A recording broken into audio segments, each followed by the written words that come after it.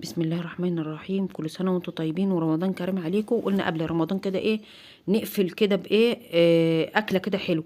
اخواتي حبايبي اتجمعوا عندنا يعني في بيت بابا، ربنا يجعله مفتوح بحسه يا رب. كلهم اجوا قعدوا اسبوع وعايزين ناكل حاجه حلوه من ايدك يا بسبوسه. قلت لهم من عيني. اعمل لكم ايه؟ يعني عرضت عليهم كذا حاجه، قالوا لا عايزين ناكل فسيخ. خلي لنا فسيخ، انت الفسيخ بتاعك حلو. قلت لهم من عيني. تنورنا وتشرفونا يا رب. يبارك فيكم كلكم ويخلي لكم اولادكم يا رب واولاد الجميع يا رب. عملت بقى الفسيخ زي ما انتم شايفين، لمه الحبايب دي بتبقى لمه حلوه. ومع مع الاهل كده بتبقى لمه حلوه. زي ما انتم شايفين بقى. بص انا كنت مخليلاه في البيت حتى، يعني انتوا كنتوا تشوفوا التاريخ في الاول، بس عاملاه في شهر واحد. كنت عاملاه في شهر واحد، اخر شهر واحد. فلازم ترقمي واحد واتنين عشان خاطر ايه كل يوم يتقلب يمين وشمال، يعني مرة على الواحد ومرة على رقم اتنين اللي هو ظهره. خمس ست كيس كده عشان لو هو في ريحة ولا حاجة ما برضو ايه. وينكمر يستوي. ينكمر يعني ايه تحطيه جوه كذا كيس كده يعني عشان يستوي يبقى معاكي. انا بقى بصراحة اول مرة اشوف الفسيخ ده. يعني هو غريب بالنسبة لي شوية لان انا اول مرة اشوف فسيخ فيه بطاريخ. فبابا بيقول لي ده الفسيخ الاصلي، فانا عايزاكي تكتبوا لي في التعليقات ان هل ده الفسيخ الاصلي ولا لا. واختي الوسطانيه بتعرف فيه برضه، يعني بتعرف الطبار من الفسيخ من البوري. انا بصراحه ما بعرفش، باخد من البياع وخلاص. وماما بتعرف برضه، يعني بتقول لي هات لي راسها مدوره وتقعد تشرح لي مصره مش هفهمها خالص. تقعد تقول لي على برضه يعني لو سمك بولتي تقعد تقول لي هات المدوره وتشرح لي 100 مره. بس الحمد لله يعني. مريح روسي. زي ما انتوا شايفين بقى. بس اهم حاجه الفسيخ يتخلل، وعشان ما يعملش معاكي ريحه خالص نهائي حط عليه كركم. كركم وشطه. شطه من بره، شطه من جوه لا. ما بحطش شطه من جوه، من بره بس. عشان كمان تبعد اي حشرات. بس هو ما شاء الله ما فيهوش اي حشرات، لان انت شايفين جه 7 8 اكياس. بتفتحيه بقى من بطنه او من ظهره حسب ما انت عايزه. وبتسهلي على نفسك التنظيف، او لو انت عازمه حد ما يقعدش بقى يعني يعمل كده، يقعد ياكل كده ويعني يعني عشوائي كده لا. انما التسهيل احسن. يبقى الحاجه نظيفه كده وما تنكش رايحه جايه، وكل الحاجه تبقى قدامك. فانا اول مره اشوف ده بصراحه. فانتوا اكتبوا لي في التعليقات هل ده فسيخ. وبعدين لقيت في برنامج في صباح الخير يا مصر الصبح بيقول ده ده البور المبطرخ. بعد ما عملت الفيديو، فانا يعني عايزه اتاكد ان ده بوري صحيح ولا لا. بصي لو انتوا شايفين الخيال هتلاقوا ايدي على بقي على طول. مش بقدر على روحي بصراحه والله مره كنت مخليه فسيخ كان قبل رمضان برضو، كلنا انا وماما في السحور وحياة ربنا. ولا عطشنا ولا جرى حاجه خالص نهائيا. اصل احنا يعني من عشاق الفسيخ شويه.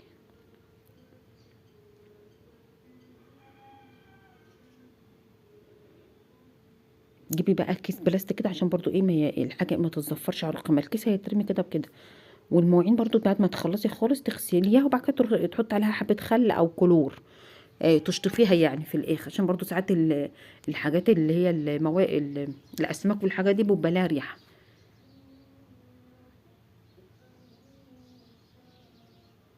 زي ما انت شايفه كده تنضفي الشوكه. مش هنسيب حاجه، هنمزمز. ادي شايفين الخيال ايدي على بقى على طول. بمزمز هنا، فلازم يعني طباخ السم بيدوقه فعلا يعني. بعدين الا الفسيخ ده الواحد زي ما يكون بيسابق اعصاب الواحد كده لما بيمسكه ويحيط ربنا. بنحبه قوي احنا. ده حتى ماما بعد ما خلصنا قالت نبقى ايه كده بنجيب كيلو حلواني كده لينا انا وانتي ونتسلى فيه. يعني احنا بنحبه بصراحه. بصي هتمسكي من عند الديل كده بيبقى العصب بتاع الديل شديد شويه. حزي حته صغيره كده بالسكينه، وبعد كده امشي رول بقى. تقوم الحاجه تنضف معاكي وتبقى حلوه. ما تحطيش حاجه بجلدها. يبقى فيها برضو اصل السمك ده بيبقى فيه القشور، احنا مش بنشيل القشور. فعشان ما يطلعش في الاكل واحنا بناكل ولا كده. ونعم. يبقى الحاجه نضيفه قدامك، وما تدنكش تقومي من على الاكل.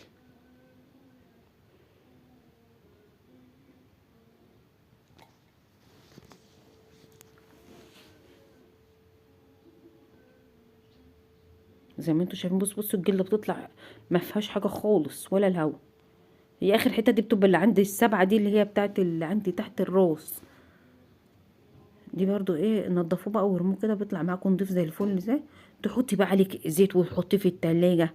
بس او في الفريزر. بس ما لو انت عايزه تخزني يعني وتطلعي، بس ما تكتريش في الفريزر، يا اما تبقى تخلي الملح خفيف وتحطيه في الفريزر. الا لما الحاجه بتنحط في الفريزر اللي هي الحاجات اللي زي كده الحادقه، الملح يعني الفريزر بيخليها تحدق سنه.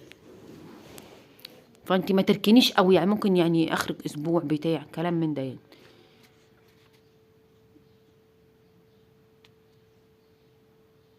فده ما كانش ليه ريحه خالص نهائي، اللي هو ريحه الفسيخ المتعارف عليها. فانا يعني بصراحه شكيت فيه، بس الكل بيقول لي كده، فانا قلت ما اسالكوا برضو ضمان يعني. بص الخمس وحدات كلهم بطاريخ زي ما انتوا شايفين. بصوا بقى، عشان انا يعني حسست بالراحه، مسكت بالراحه كده المقص فعملت.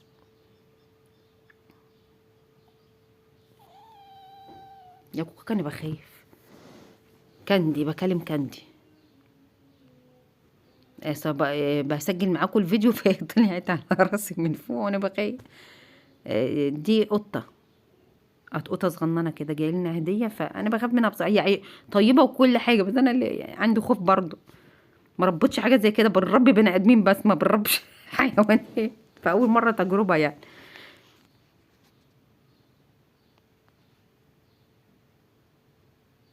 سبحان الله، الحيوان بيحس بصاحبه بصراحه يعني. بص السمنه ما شاء الله ما شاء الله، دي بحيث البطروخ والله سمين قوي قوي. انا عماله بصي اكل مش قادره على ربع.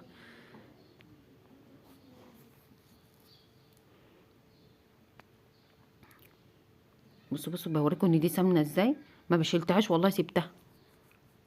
الحته بتاعت السبعه دي بقى بتتنضف بس وخلاص، اللي بقول لكم عليها اللي هي بتبقى تحت الراس دي. ده مدهننا منه خالص. فانا بقول لكم ان كلهم بطاريخ يعني. فانتوا بقى ايه، نقوا السمك اعرفوه براحتكم كده يعني. حد معرفه يجيبه لكم. على فكره ممكن تلحقوا تخللوا كمان تاني لسه. 10 ايام اهو على بقيت على رمضان يعني. اللهم بلغنا رمضان اجمعين يا رب العالمين. لسه ممكن في ناس بتقولك بعد بصراحه مش بسيبه 5 ايام ولا حاجه، بسيبه بتاع اسبوعين 3 اسابيع براحتي بقى اما اخواتي بيجوا. بس بدنا اقلب فيه كل يوم ويوم يعني. بس يا كوكي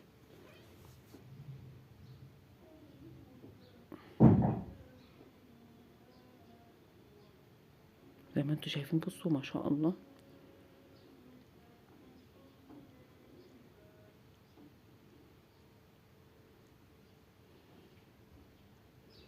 طالما الحاجه نظيفه ومتجابه نظيفه بتبقى بتحميكم. هتقطعوا بقى كلكم بنفس الكميه تقطيع زي ما انا عملت كده بالراحه برضو، عشان لو طلع في بطاريخ ولا حاجه. هي البطاريخ كانت جميله، بس اكيد هتطلع حادقه، بس مش حادقه قوي يعني عشان خاطر احنا مملحينه برضه. بس كانت حلوه. دي البطاريخ المرمله اللي هو بيقولوا عليها كافيار بعد كده بقى يعني، ما بتتعمل بتبقى كافيار. بصوا بقى انا وريتها لكم عن قرب عشان انا بوظت يعني، كنت هاريه دوكهم. فما شاء الله دول بصي. ودي سمنه تحتيه يعني، تحت البطروخ في سمنه اللي انا اللي هي الحته اللي بشيلها دي.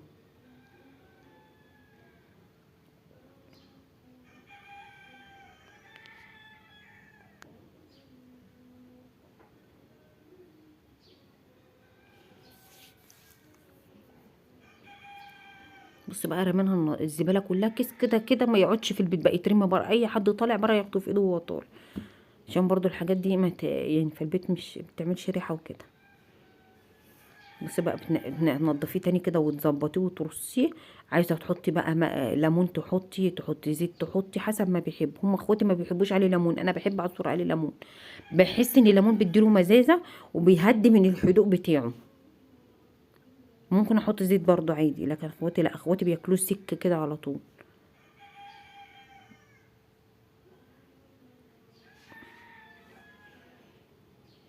فانا برضو حطيت عليه زيت برضو كده ايه، قلت يعني احفظه برضو عشان ما ينشفش من الجو. يعني معلقتين 3 كده.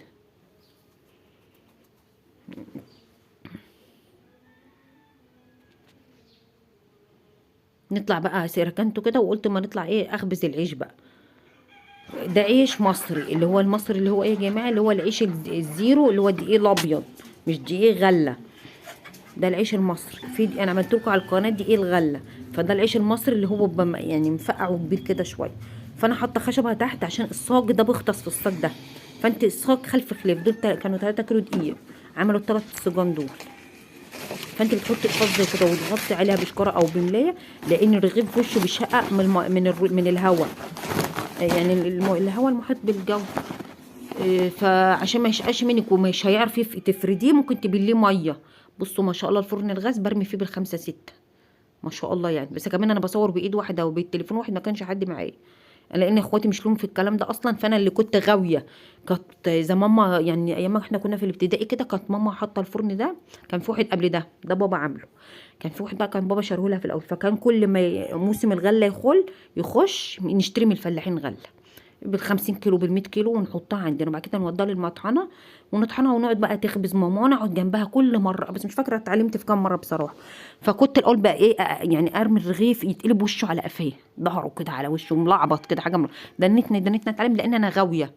لا يعني بحب المعرفه والاطلاع، احب غاويه كده الطبخ اصلا. فالطبخ ده فن فعلا. انا بقول لنفسي كده الطبخ فن. فكل ما يجوا بقى كلهم بيحبوا العيش اللي انا بعمله لهم. كل ما يجي اخبز لكل واحده حبه، لو واحده جايه مخالفه لوحدها بخبز لها. فما شاء الله بصوا ما شاء الله زي العسل. فهي النار عاليه من تحت شويه في الصاجه، انا بقى عليت الفونيا براحتي، سلكتها راحت سلكانه على الاخر قوي. راحت النار عاليه مش بعرف اتحكم فيها قوي. فما شاء الله العيش كان جميل. عايزين بقى تحطوا حبه البركه، ساعات بحط سمسم وحبه البركه على الوش.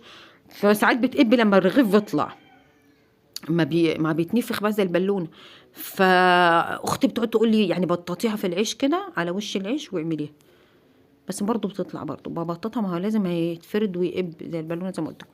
وما شاء الله سفره جميله بقى، جنبها سلطه، قصدي طماطم مقطعه، ليمون اللي عاوز، خس بقى احنا في موسم الخس اكيد يعني، وبتاع ده، وبصل، اهم حاجه البصل. وجات بقى وحاجات كده بقى من الخضره اللي انتوا عارفينها. ودنيتنا نشرب ميه شرب، يعني انا ما بحبش الميه، دنيتني اشرب بيجي. وشربت شاي وشربت حاجه وعماله ابلع. يا لهوي ده كان يوم. والواحد ياخد كل وادى، ما يعدش بقى براحته، ادى بقى عيش براحته. ما عدتش انا كلت كام رغيف والله. قولي لها الفسيخ بالزيت افتحي فيها على البحري، احنا كده بنفتح البحر على الاخر. بس كانت اكله حلوه، كفايه لمه الحباب ولمه اخواتك حواليكي كده، وبتبقى حاجه حلوه. وبفرح لما بيجوا وحياة ربنا.